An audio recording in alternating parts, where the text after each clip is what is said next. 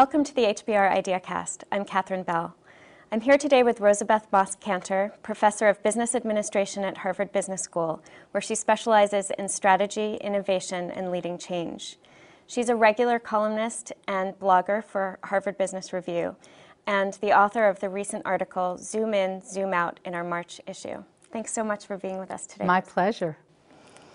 So you've defined a critical new skill for business leaders, the ability to zoom in and zoom out effectively. Tell us what you mean by that. This is another way of thinking about strategic thinking, but that strategic thinking has to be flexible. It has to work at several levels. You have to be able to stand back to see the context, the big picture, while moving in to see some details, but make sure that flexibly you're moving across the spectrum. I love the zoom button on cameras, on my phone, on photos, and I thought that's really a perfect metaphor. I'm always playing with it. I'm saying, what's in the background and how can I see that? But also, how can I find the one area that looks like it might be a point for action? And I realized that we need that flexible, dynamic capability in order to think strategically and move the action along in any organization or in our lives. So are there certain situations in which it's really important to be either zoomed in or zoomed out, situations that we can start to recognize? Or is it that basically any scenario or any decision can really benefit from both perspectives? Well, I think there should be some flexible looking at both ends of the spectrum in any situation. I'm not sure that there is that much virtue to staying close in and close to the details. In fact, there are a lot of problems that occur if you're too close in.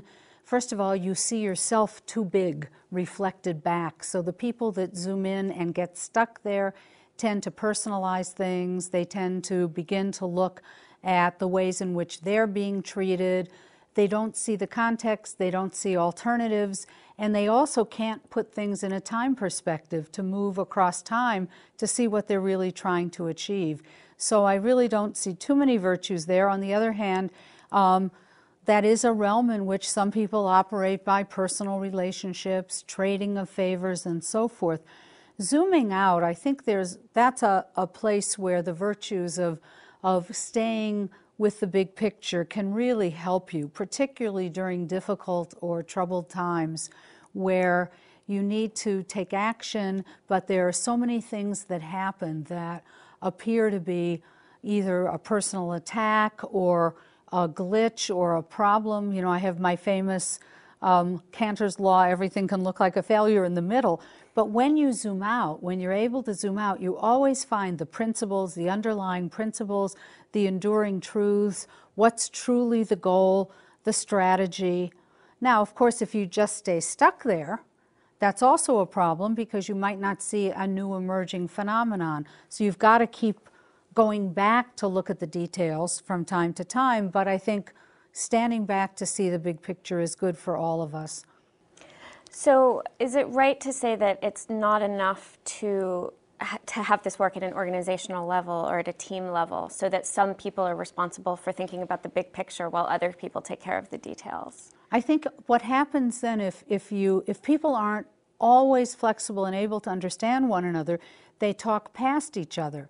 So we've all been in meetings like that, where there's one person who immediately wants to generalize, make it abstract, and doesn't really pay attention to what the particular situation is. There are other people at the zoom in or the close in side who immediately start talking only about details. They start telling stories, they have personal anecdotes, and they never get the strategy. So they're talking past one another. So I think we do have to encourage people to have both capabilities. But I think we can also encourage leaders in those meetings to say, well, let's zoom in and look at some of the details, but now let's zoom out and let's see the big picture. Let's put those together. Let's see what else is in the neighborhood. Let's look at alternatives, and that can really help. So I don't think you can balance it. I think you really need to have people learn how to do both things. And so I think most of us tend to think of ourselves as more big picture people or more detail-oriented people. What can we do to learn to be better at at that process of zooming in and zooming out? So the close-in people, I'll start with the close-in people, because this close-in, again, means taking it too personally, trying to work through personal relationships. If there's a new opportunity, a close-in person is going to say, who do I know? And start looking at their own network. So they would need to be encouraged to think of this as a more general task, which is, how do I find the people that might be helpful, not who do I know. So you can begin some mental tricks that help you do that. And if you're looking at communications and saying, gee, I'm left out or I'm insulted, there's again a mental trick where you say, I'm not going to get insulted, I'm not going to get upset. I or the person doing it are first going to ask, what's at stake here? Why is this happening? And if you ask, why is this happening? If you ask why questions all the time, then it's a lot easier to be able to stand back and put it in perspective. It's very therapeutic, because people who zoom in too much, who are close in, are often the people who may have a lot of talent and skills, but they're bypassed for promotion. This is why I'm beginning to think this capability is so important if we want leaders who think strategically. If you as a leader need to be able to grasp the big picture, the strategic picture, and also the details and this kind of personally focused level of things, how do you avoid information overload and just being overwhelmed? We never said leadership was easy, so it does take talented people who can juggle a lot of things. You say to yourself, I've got to look in to see the details, but then I have to say which of these are important. And you only know that importance when you zoom out again and say, what's the goal? What are the principles? What's the territory? What else is in the neighborhood? And so when you have the combination, it makes it easier to sort out priorities, because too many details, it's like looking at a map. I also love zooming in and zooming out every time I'm on Google Maps or MapQuest, because you want to know the specific destination and exactly what's around it. But then you want to stand back and ask yourself, are there other routes? How do I see it in full perspective? And that helps you with overload. So then you can pick the right route to the destination and let go of a lot of the other details.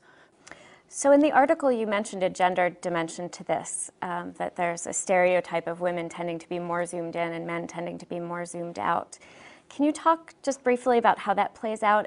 Well, the gender dimension came to mind because there's a famous finding that women do very well on performance appraisals in terms of all 21st century leadership skills, except vision. And so I started thinking about that in this context too, because vision is the ultimate zooming out, finding the direction, looking at the big map, looking at the big picture.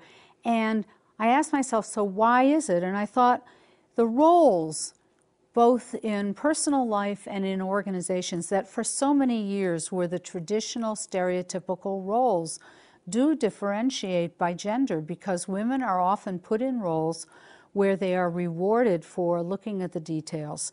I found this many years ago, that even women in executive roles are in positions that are a little bit more transactional, where they're expected to have the perfect financial report. We're seeing a lot of women as CFOs, but we're seeing more women in details-oriented jobs, even at the top, than we are in the vision, getting up and declaring, here's a new direction we're all going to march toward. So I began to think this was a role issue, and if we are aware of that, we could help provide a little equalization. This model has a great deal of applicability to leadership development and could help people get out of their comfort zone or stick with the skills that are rewarded, and instead learn to be much more flexible and move up and down that scale. That button is so easy.